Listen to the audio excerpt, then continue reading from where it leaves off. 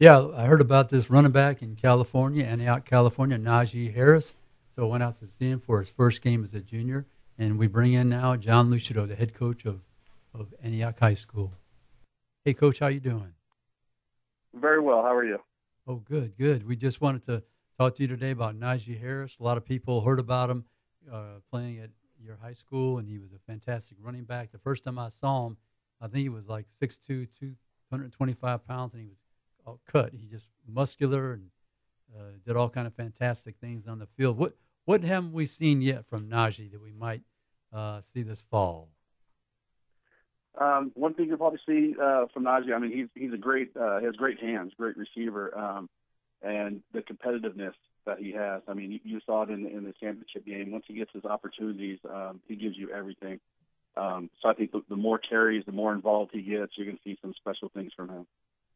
What type of personality does Najee have, Coach? First, met Najee when he was a freshman, and really shy young man, didn't say much. Just, come to find out he's kind of a goofy kid and likes to have fun and doesn't take a lot of things too serious, which is great. So it's, he has a great personality. Wants to, play around all the time and, great, he hangs out with his friends and just has a good time. He's just a very relaxed personality, but when it comes down to the business, he takes care of it. Coach, you had a chance to visit Tuscaloosa, participate in the camp as a coach. What did you learn about Alabama football when you were here in Tuscaloosa? Well, one thing I learned, everything is timed out perfectly. Practice was crisp. I mean, I was so impressed with the time frame and how much we got done every day.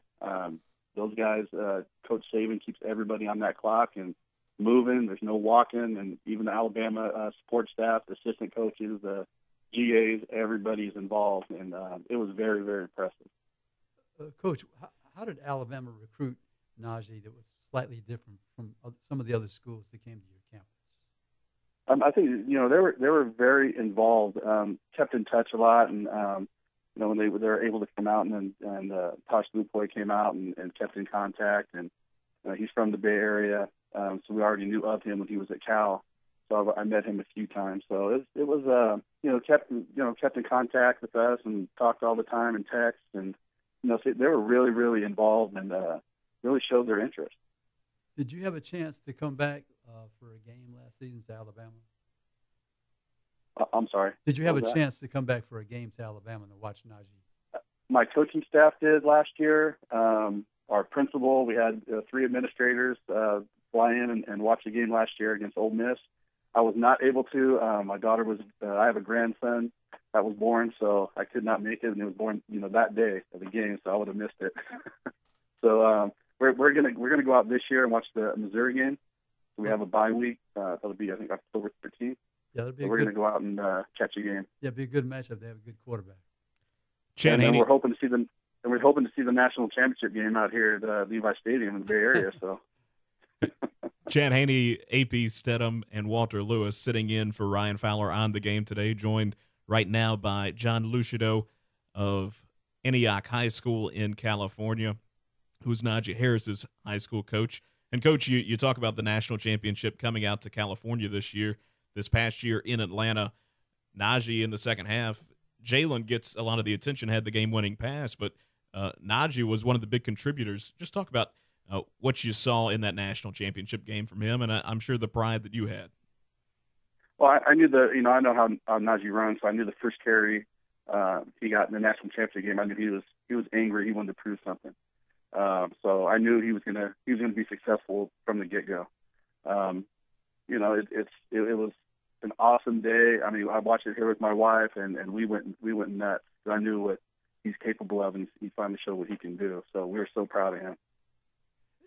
Coach, you have a little contingent of Alabama fans there now. They kind of try to watch the games on Saturdays or whenever Alabama plays. Oh yeah. There's a lot of Alabama hats and jerseys, and it's the city is proud of him, and we get together and watch the games on Saturdays. Coaching staff, friends, we go somewhere and just sit down and watch and enjoy the games. I mean, there's we have a lot of at work. I have a lot of Alabama fans, so they're just come up to me all the time and try to get as much information as they can. So it's a big following out here, definitely. Hey, Coach, this is Walter Lewis. I had a couple questions for you, if you don't mind there. The first question, it's going back to the recruiting question that AP asked you. I think you got a guest there to come out and recruit him with Jim Harbaugh. And the question I have for you, relative to his approach to recruiting at that particular point in time, how did you feel that resonated there in the area with him, coming and just participating in a lot of events out there during that recruiting stretch? No, Jim Harbaugh's, he's a good guy, good coach. They have the same kind of personality, so he's a little outside the box, and he was great when he came out here. A lot of respect for Coach Harbaugh. He does a good job with the recruiting and relating to the kids, and really getting involved with them. So it was great to have him out here. He announced homecoming for us, and so it was a pretty good situation, exciting for the city, and it was good. I think his approach, me personally, my own opinion, I think his approach to how he does stuff, it's really intriguing relative to what goes on in football. I like his style. He's been that way. He's a year after me in terms of our playing time, but he's been eccentric like that for a long time. So I really like the way he handles the recruiting aspects of things. It's definitely a different approach. Yeah, it is a different approach, and he's been that way as long as I've ever known him. The other question I have for you, I read something as it relates to Najee being frustrated and kind of he didn't feel like things were kind of going his way. But what I read was you yourself, and I think it was his strength coach or what have you, you all encouraged her. I was really impressed of how y'all handled that. Can you talk about that as it relates to when he came to, was talking about his experience that first year, just how you were able to just talk him through some things there? Yeah. Even when he was in high school, he'd get frustrated with something. He just very, very competitive. So we have to kind of, wheel him back a little bit and just have, calm conversations with him and say, hey, this is how it's going to happen. This is what's going to go on. So, we text every week before games, and you can sense the frustration a little bit. I mean, he's used to carrying the ball 280 times a year, so it's for 4 straight seasons. So he's getting a little frustrated, but very competitive. So we're just texting saying, hey, when you get your opportunity, take full advantage of it, and they'll see what they're getting. So we just try to wheel him in a little bit, trying to relax him and stay focused on what he needs to do for the team. Coach, when is Najee at his best? Do you like to see him maybe carry the ball 4 or 5 times in a row, or when does he perform? He's actually at his best. The later the game goes on, so if he seems like he's tired, that's when he gets better. The more carries he gets, he's going to shine any carries he's going to have, but he gets better when the other guys are wearing down. You think he's tired, and he just breaks off an 80, 90-yarder. That's what he did in high school for us. You think, he had 30 carries, and he just, breaks the 80-yarder. You thought he was done. So he gets better when, the game's on the line. When it's more competitive, he really shines. Coach, when you have one of the nation's elite recruits on your team, or say a top 100, top 150 recruit that's on your team, what do you feel is your responsibility as his high school head coach and to try to mentor him through that process? Well, and there's a lot of he didn't like a lot of attention. He didn't like doing a lot of interviews, and I knew that about him, so I would kind of monitor who's coming in and talking to him, or talk to him, do you want to do this interview? So I knew he wasn't really comfortable with it, so we had discussions before they came out. There's times where I called and said he really doesn't want to do this, but if he knew it was good for the team, if it was for himself, he would not do it. If he always asked, is it going to be good for the team and the program? I said, yeah, it'll be pretty good for the community. So then he would do it. But if it had to do with him, and it was tough for him to do that. He's a very very humble young man. Hey, Coach, this is Walter again. What was the selling point with Alabama? Coming from California, you got USC, you got UCLA, and programs like that on the West Coast, but for him to come here to play, what was that like walking him through that and that decision to come to the Crimson Tide? I really think it's the program and the way it's ran, the support staff that Coach Saban has. When I did meet with Coach Saban, I told him I was impressed with his staff, not just the assistants, the GAs. I mean, everybody involved in the program. It made everything smooth and comfortable, and so he has really good people around him also. So I think that's where Najee felt comfortable. And I told him I never told him where to go, what you should consider, stay in California. I just told him go with your heart, and that's what he did on that Sunday after the San Antonio game.